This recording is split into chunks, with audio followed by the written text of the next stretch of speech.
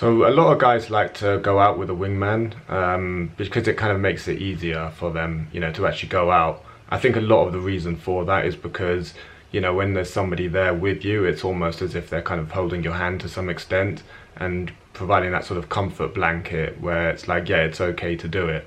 But also as well, like, just it makes you just more sociable, like, because you're speaking to someone prior to actually doing any approaches and you're just there with someone and socializing. It gets you into that more kind of sociable mood. So having a wingman does make it a lot easier, and potentially more enjoyable, but it is a little bit of a trap because, seeing it so many times where the guy just gets over reliant on being with a wingman in order to actually do it, and it's just not sustainable, because it's like, in the early days when it comes to day game, actually getting to a decent level, you actually have to literally go out, deliberately practice it, do like deliberate sessions to get the practice in. And if you're relying on somebody else to always be there with you when you plan on going out, sometimes it's just not going to happen. The other person's going to be busy, and then it's not like, oh well, fuck it, I'll cancel it now because my other guy's busy. You want to be more self-reliant, more self-sufficient, and eventually you need to start approaching by yourself anyway. So if you can't approach by yourself, then you should see it as a bit of a problem that you need to address, because it's no good like always needing to be there with someone to kind of hold your hand. In the early days, okay, fair enough, just to kind of get you into it, fair enough, or if you've taken a long break, fair enough, but moving forward, you really want to be practicing by yourself for the most part, and then just have someone join you now and again, for fun or for that extra social aspect if you feel like it. It shouldn't be something that you really, really, really need, because it's not sustainable, because ultimately, as most guys would want to kind of integrate this more into their lives, as they're kind of walking around, going from A to B, they see a girl, they just approach her spontaneously. And obviously the only way you can do that is if you're able to actually spontaneously approach independently.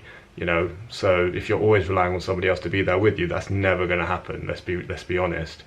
And you don't want to always have to kind of rely on doing dedicated sessions in the long term, when it comes to doing day game, and doing dedicated sessions with another guy there holding your hand. It's just not sustainable, really. A lot of what it is really is just about getting comfortable doing it solo, and just taking those small steps, to actually get comfortable by yourself. Because what a lot of guys do is they either get coaching, or they just go out with somebody else and they have a pretty productive session or a few sessions, and then they attempt to go out again by themselves again, thinking that, oh yeah, I did really well, let's get some more practice in. So they go out by themselves, and then they kind of feel like they've regressed because they can't approach, because it feels different when you're by yourself again. But it's just a case of actually taking one step back in order to take two steps forward. So you might not necessarily be able to initially do those like 5-minute conversations where you go in, give a direct compliment, have that exchange, that really good back and forth, get her number, have an amazing conversation. That might not necessarily happen initially. You might just have to kind of lower your expectations initially and focus more on just warming up, whether it's just giving compliments or just really sort of basic things just to say to people, just to kind of get the social momentum going and getting comfortable by yourself. So taking those small steps initially when you are by yourself is essentially the best way to kind of get used to it. And even if it's just a case of literally just spending an entire session by yourself, just doing something super simple, like just asking for directions or just giving compliments, then that's progress. And you need to actually see it like that, because so many guys, they let their ego get in the way. They're like, oh well, yeah, but previously I did all these amazing conversations, I've got a few numbers and stuff, and now that I'm by myself again, I expect to be able to do that. But it's like, no, it doesn't quite work like that. That's actually your ego speaking, and that's actually your ego kind of getting in the way. So it's important to kind of be mindful of that, really. And just have lower expectations, kind of go easy on yourself. It's a balance, really. It's like you kind of want to go easy on yourself, being mindful of the fact that you are solo, it's a new experience, you have to get used to it, but also pushing yourself. You have to kind of like push yourself, be self-accountable, self-motivated. Well, I don't really like to say motivated, because it's not really about motivation, it's about self-discipline, being disciplined with yourself, and yeah, just pushing it as much as you can, really. So yeah, I would just view kind of being with a wingman as more of just something just for fun, really, just for like, oh yeah, it's just nice to have another guy hanging out for a bit, and you know, you can make friends and stuff, you know, it's nice to have someone tagging along for the social aspect.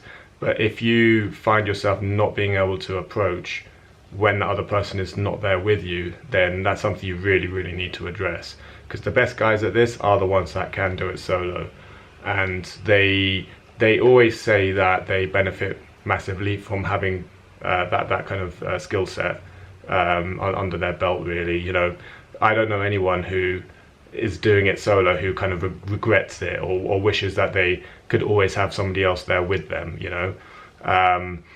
It's like, you know, those guys are just the ones that really kind of embrace it, you know. They actually probably get the best results as well, because they're more able to actually play the numbers game, which is a huge aspect in this.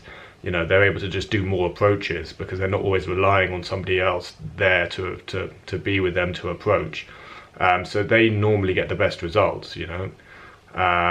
You know, you have to be able to do a fairly decent amount of approaches in order to get anywhere with this. So, and most guys just simply don't approach enough in general anyway. So if you're also compounding that with also relying on somebody else to be there with you, yeah, it's like it's an issue basically. So yeah, just need to be independent, you know. And that actually applies to so many other things in life as well. Like if you're always relying on somebody else there to kind of give you that helping hand, it's like you're not really going to make, you know, sustainable long-term progress, or at least not anywhere near as much as you have the potential to do. So it's just worth bearing that in mind, really. Thanks for watching. If you want to be able to do what you see me do in these videos, head over to my online course, which covers pretty much everything you need to know about day game to get to a good level and actually implement it in a manageable way. Link is in the description.